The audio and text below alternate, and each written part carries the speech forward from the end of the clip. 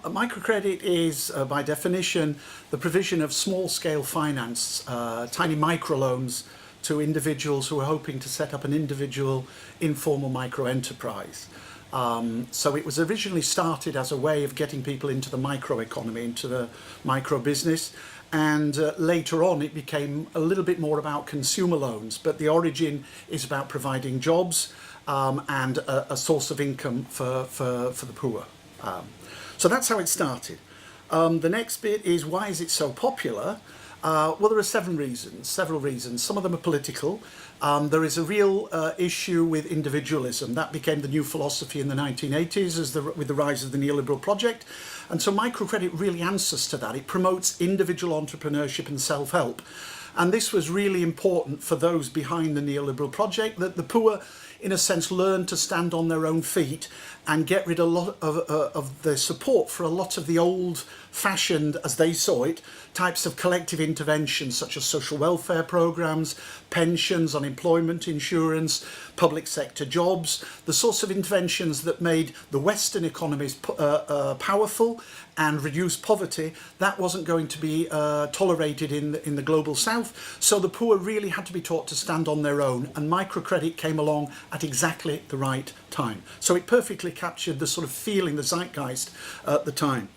The other aspect is that it does support individual entrepreneurship, and for many larger companies or medium companies, they like the idea of having a source of low-cost inputs into their operations. Whereas perhaps before 1980 you had a large company would work with small companies that were unionised, that pay decent wages. You can get rid of all that, and you can take it from informal enterprises that basically don't pay any taxes, don't pay decent wages, don't respect health and welfare legislation or anything like that. So you can provide a new lower cost source of supply. The other aspect is that, particularly in the 1990s, when microcredit originally started as a non-governmental organisation idea. It was supported by the donors, by host governments, by foundations, such as the Grameen Bank, for example. But then that clashed with the neoliberal ideology about everything had to be self-sustaining.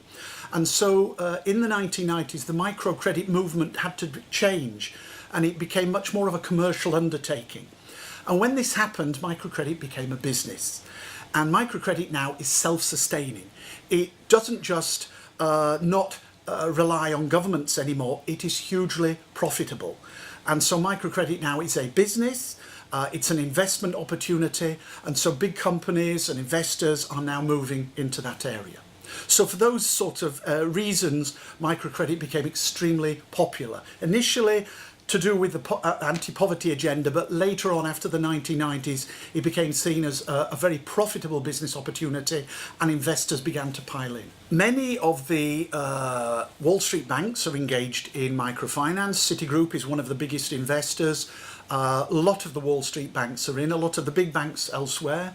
A lot of the big banks in Asia are now moving in. If you have a look at, say, Cambodia started, as many microcredit sectors did, as a non-governmental organisation run microcredit sector.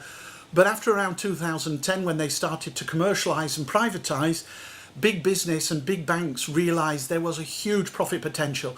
So in the space of 10 years, the entire microcredit sector has been bought out by the huge banks from Hong Kong, Taiwan-based, Thai-based, South Korea-based, Western banks. They're all moving in. So the microcredit sector in Cambodia is now almost completely owned by the big financial corporations.